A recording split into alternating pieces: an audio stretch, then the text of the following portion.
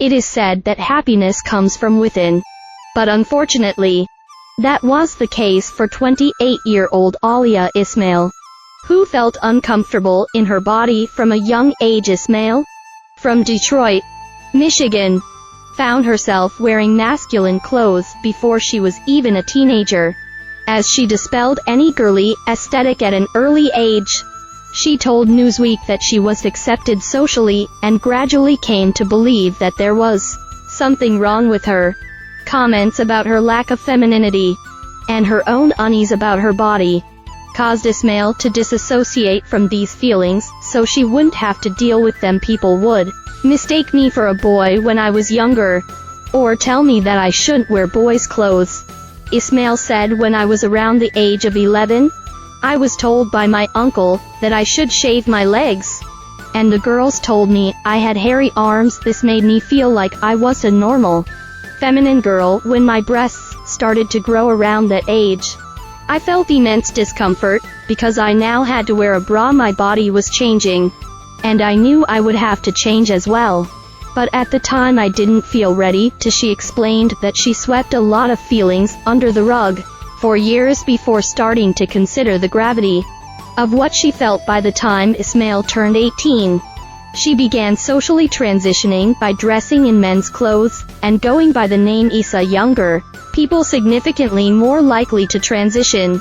The transgender community is constantly growing as more individuals no longer feel bound by the constraints of earlier generations.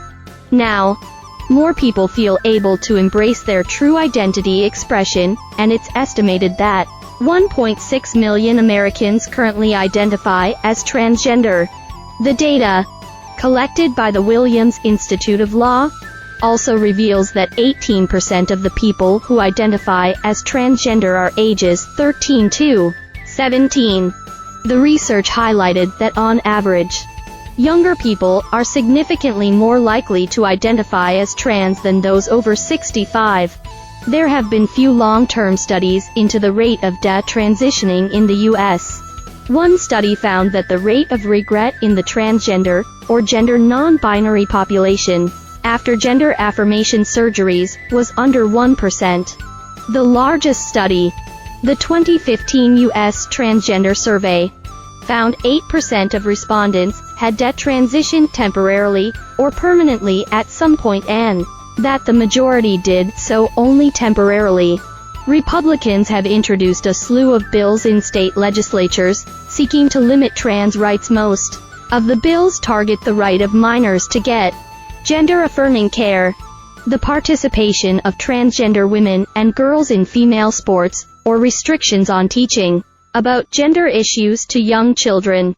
I was missing my feminine expression. It's no secret that the teenage years can be formative, and this was also around the time when Ismail began to question her own gender identity, and decided she no longer wanted to conform, after beginning the transition on a social level.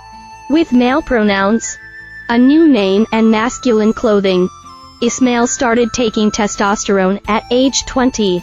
She said that transitioning looks different for everyone, and every journey will have its own personal boundaries and accomplishments. For me, I went as far as I wanted in order to feel comfortable in my body during that time, she said. However, once Ismail began identifying as Issa, that nagging feeling of unease and discomfort inside her body didn't disappear. She hoped that transitioning would conquer those negative feelings about herself. But that was the case at around the third or fourth year of identifying as a male. I was as comfortable in my expression, and I was self-sabotaging my relationships. I was missing my feminine expression in ways that weren't clear to me, she said. It took a lot of time to understand my actions and how they reflected what I felt. It wasn't until I'd been on hormones for almost 6 years that I realized I wanted to detransition. When I said to myself that I could detransition, I felt instant relief, and my intuition felt right. I realized that I had been unhappy in my gender as a male for a long time. Once Ismail had the epiphany about what she was going to do, she admits that it felt like a weight was lifted. but that euphoria was short-lived as she started to fear what other people would think about her decision to firstly transition to a male before reversing the changes and going back to the gender of her birth. She said, "I felt hopeful, but I was nervous because I didn't know anything who had transitioned at the time." In 2020, there were only 2 people who spoke of their transition, and neither of them looked like me, or were on hormones for as long, or had the same surgery I had. I felt the way I had in the beginning of my transition, which was hard because I had to figure it all out on my own again. Ismail temporarily stopped taking testosterone in 2024 for months before going back on it, as she was certain of her decision at the time. However, by February 2021, her mind was made up, and she permanently stopped taking the hormone replacement. Once she stopped taking testosterone, Ismail also had laser hair removal on her face and parts of her body to remove her masculine appearance. "I decided to come off testosterone, and my natural estrogen was the dominant hormone again." She said, "I am considering a breast reconstruction through fat grafting, but I don't plan on doing anything further." When I looked online, the information about transitioning was scarce. There was a lot of negativity, hopelessness, regret and shame. And that was really hard to see. "I should have thoroughly dissected my traumas." Ismail has documented her experiences on social media. Alia X Ismail to connect with others, broaden perspectives, and educate people about the difficulties of transitioning. For the most post, social media has been a supportive outlet for Ismail, and her videos gather many grateful and fascinated viewers. One video, which outlined a decision to transition, amassed more than 2.8 million views since being posted. "When I first decided to transition, I enjoyed sharing my journey online," she said. "So, when I decided to transition, I knew I had to do the same.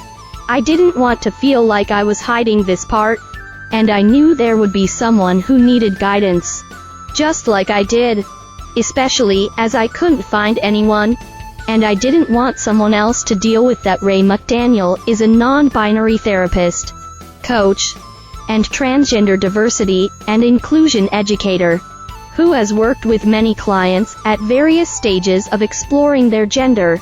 McDaniel told Newsweek that our culture makes gender exploration a big deal, but if we regard it as personal growth instead, much of the distress around gender would simply disappear. Any sort of shift in gender identity and expression often brings with it a great deal of anxiety, distress, and often shame. McDaniel said, "Certainly, if someone has medically transitioned, there are physical implications if they wish to stop taking hormone therapy or have any surgeries. However, these same implications would apply if someone went on or off hormones for things like birth control or menopause, or decided they wanted to change the size of their chest through a boob job when exploring self-expression." McDaniel admits that transitioning isn't a perfect solution that can remove all feelings of anxiety or unease, but a person shouldn't look for success in gender expression, but rather ability to be authentic and finding happiness from within. As a therapist, I'm always in favor of folks getting support when considering or going through a big life transition of any kind, including gender, said McDaniel, the author of Gender Magic. Live shamelessly. Reclaim your joy. Step into your most authentic self. It's helpful to have a safe space to explore feelings about gender. Develop skills for self-trust and decision-making. The world is a better place when everyone has the opportunity to be their most authentic selves, free from fear and shame. Fortunately for Ismail, she said her family has supported her throughout everything she's done. It certainly hasn't been easy, but Ismail hopes to be open and vulnerable about her experiences, so others won't feel as alone. When Ismail reflects on the turbulence of the past decade, she admits that she sometimes feels a hyper-realization about the decisions she's made. None of her life choices have been straightforward, but she is always growing and learning more about herself, even with my transition. My family knew I was logically sound. She said, I think we all agree that I should have thoroughly dissected my traumas and how they affected my view of myself, but otherwise, they knew I would have always wondered if I didn't transition. When I decided to detransition, they knew I had done a lot of thinking about what would be the best decision for me. A lot of friends have been there for me throughout, but I have lost some friends. Anytime you do something that does align with certain people, they will always have something negative to say. No matter what your life choice is, there will always be someone who does agree.